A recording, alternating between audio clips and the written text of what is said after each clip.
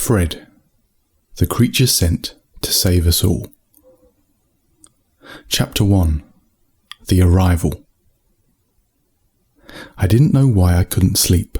Something was alive in me, buzzing, as if there was a mild electricity in the air that was flowing through my body, keeping me awake because something magical was about to happen. My parents were asleep, my sister was asleep, even my dog was asleep, but I was awake, waiting for something, but I didn't know what. Then I saw it. There was a flash of light outside my window. I didn't know what it was. The light engulfed my entire room, making me squeeze my eyes tight and lift the covers over my head, but it lasted less than a second. Normally, if anything ever moved anywhere near our house, my dog Barney would be up, awake at the window, barking for the thing to go away. He was a big golden retriever, strong and friendly but protective, and to my surprise, the house was still silent. I stood up and ran to my bedroom window. It overlooked our garden. Out in the middle of the lawn I saw a hole. It was deep but narrow, not wider than the width of a man's body. I should have told my parents straight away. I should have marched right into their room and announced that something seemed to have landed in our back garden. They probably wouldn't have believed me until they got up for themselves and saw that I was telling the truth. But I didn't tell my parents. For some reason, I wasn't even scared. That same electricity in my body had turned to a deep peace, and somehow I knew that there was no danger out in our back garden. But I knew something was out there. I crept downstairs silently. Barney was awake, standing at the glass door facing the back garden, but he wasn't barking. He was just staring, like I had been. "Barney, what is it?" I said. I always spoke to my dog as if he could speak English. He hadn't chosen to speak back to me yet, but I knew he could understand me. He looked at me briefly with his tongue hanging out, a smiling mouth, and eyes that looked eager to get out there and help with something. "I should go and tell Mum and Dad," I said. Fear was creeping into my mind. It could be anything. It could be absolutely anything. Maybe it wasn't safe. Maybe it was an alien, a monster, something evil that actually did want to do us harm. I turned to walk back up to my parents' room, and Barney ran up to me, grabbed my pajama trousers at the ankle, and held onto them.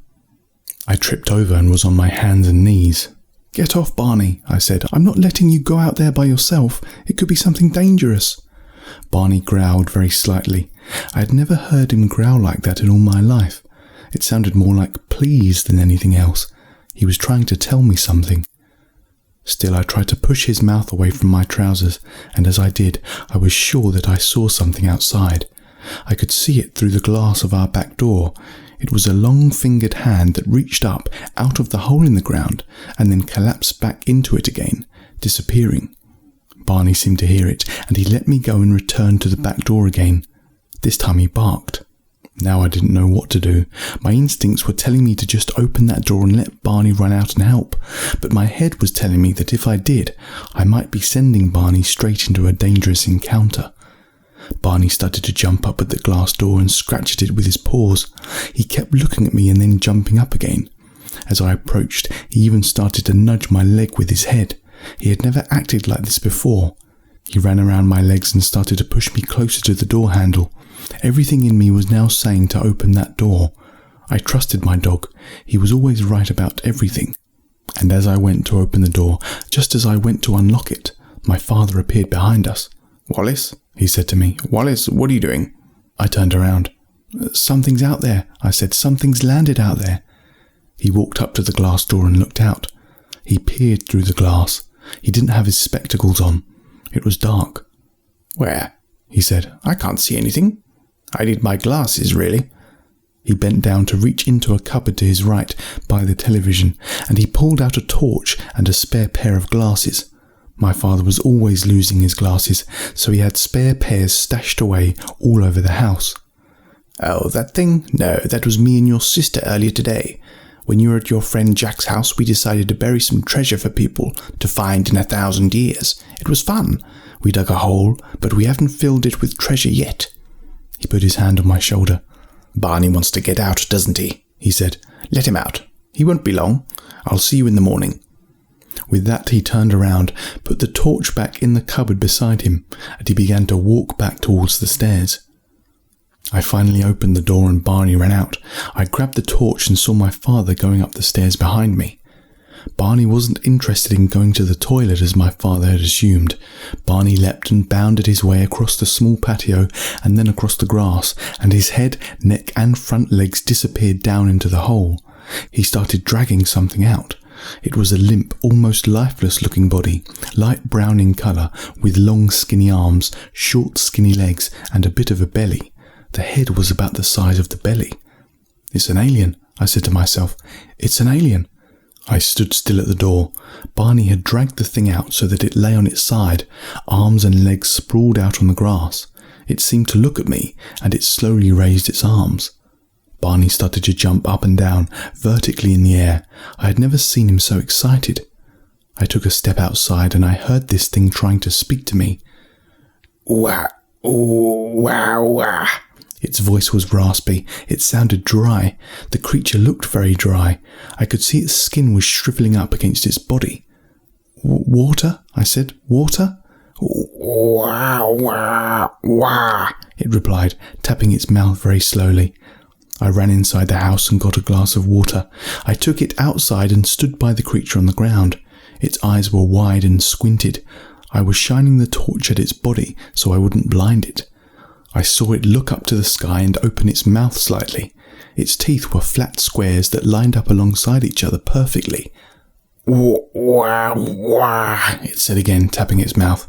I just poured the water into it. As soon as I did, it was as if the body started to change colour. It was becoming a deeper brown, more like a tree. "Wah, wah," it said again, but now with a less raspy voice. I ran back into the house and reappeared again, this time with a big bottle full of water. After it tapped its mouth in the same way, I poured all the water in.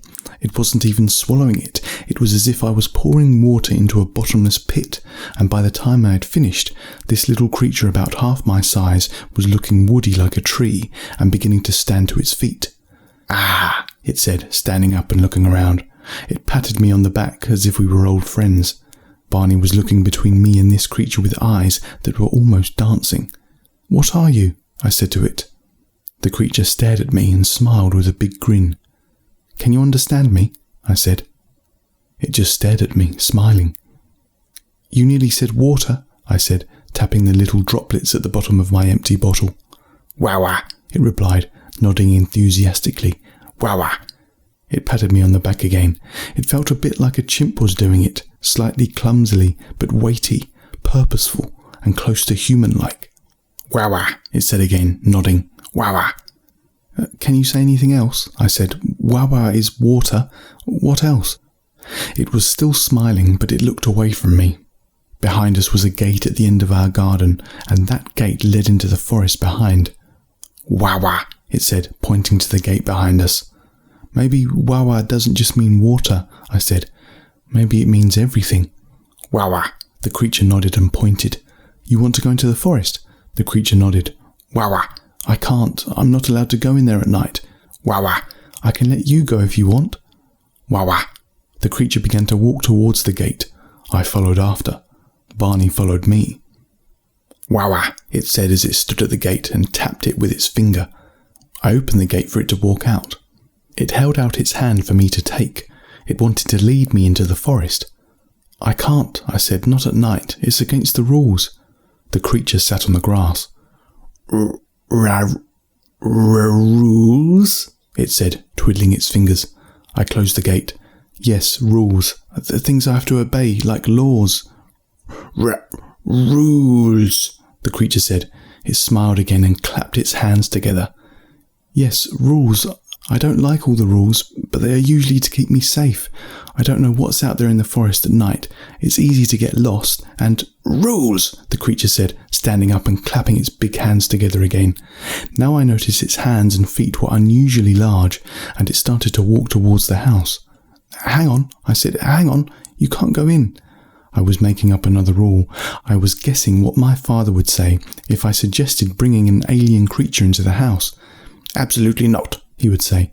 The only creature allowed in this house is Barney, and perhaps any well-behaved dog of a neighbour or friend. Certainly no aliens." The creature approached the glass door, which was open. It stopped at the threshold and stared inside. It looked up at the light bulb in our living room. "Wawa," it said. "No, light bulb," I said. "Light bulb," it said. Light bulb." "Yes," I said. "You're learning faster."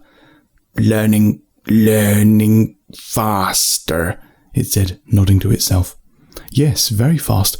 My name is Wallace," I said, pointing to myself. "This is Barney," I said, patting my dog on the back. "Wallace," it said to me, pointing at me. "Barney," it said, pointing to the dog. Barney save me." "So you can speak English," I said. "Wawa," it said. "You can't go inside." "Wawa," it said again, pointing to its mouth. "Okay, wait there," I said, and I disappeared off into the kitchen. On my way back, I had an impulse to grab a dictionary from our little study where my father would do his work. I took it outside and handed the creature the bottle of water. It tipped the bottle upside down over its big open mouth, and soon all the water was gone. It handed the bottle back to me.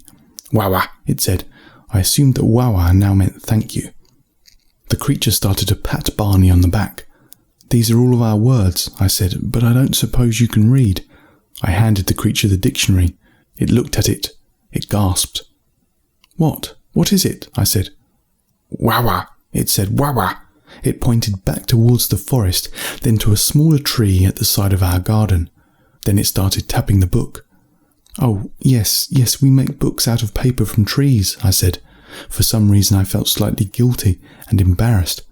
The creature flicked through the pages and started speaking to the tree beside us in the garden. It was a strange language with a lot of wawas and waggas in different tones and pitches, and said at different speeds.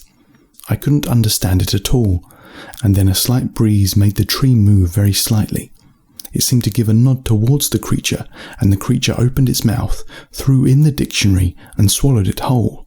"What are you doing?" I said. "That was my dad's." The creature clutched at its stomach. It started to groan. "Oh, wawa, wawa, wawa," it said very quickly. "Oh, wawa." It started to walk over to our little tree. "Don't be sick," I said. "Don't you dare be sick." "Wawa, wawa," it said to me, raising its hand as if to signal that everything was all right. It approached the little tree, sat down at its base, and then the creature seemed to be sucked back into the tree.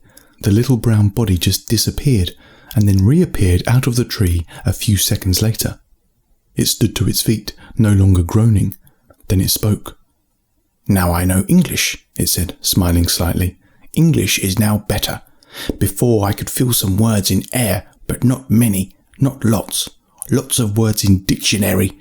Now I know all the words. All the words are mine." "What happened with the tree?" I said. "I gave it back. I gave it back the paper," it said. "Do you have more books?" I did, but I didn't want him eating them all. "No," I said, "no." The creature sniffed the air. "Lies. Lots of lies. No more eating books for me. No more, I promise.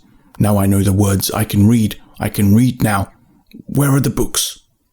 "They are inside," I said. "May I read?" "Yes," I said, "but I can't let you in. My dad will go mad." "Okay, thank you. Thank you for the water. Thank you for saving me. Thank you, Barney." Barney jumped again. "Before I get you some books," I said, "why are you here? How did you get here?" "I have no idea," the creature said. "I have absolutely no idea. No memories, nothing. I just remember waking up in a flash of light at the bottom of a hole that someone had wanted to put treasure in." "So you don't know where you are from?" "No." "You don't know why you came here?" "No, but I don't think I came from somewhere else. I came from here. I am home, but without memory." "And you can talk to trees?"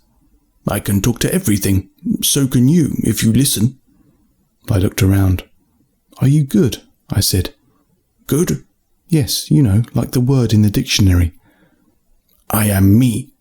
"But are you good?" "I think you are." "I am me," it repeated. "And what is your name?" I said. "I don't have a name." "You must do. How old are you?" "I don't know." "Well, I'm going to call you Fred," I said. "You look like a Fred." It's easy to say and easy to remember. "Fred," it said, clapping its hands together. "My name is Fred." "And what books would you like to read?" I said. "All of them, please," Fred said.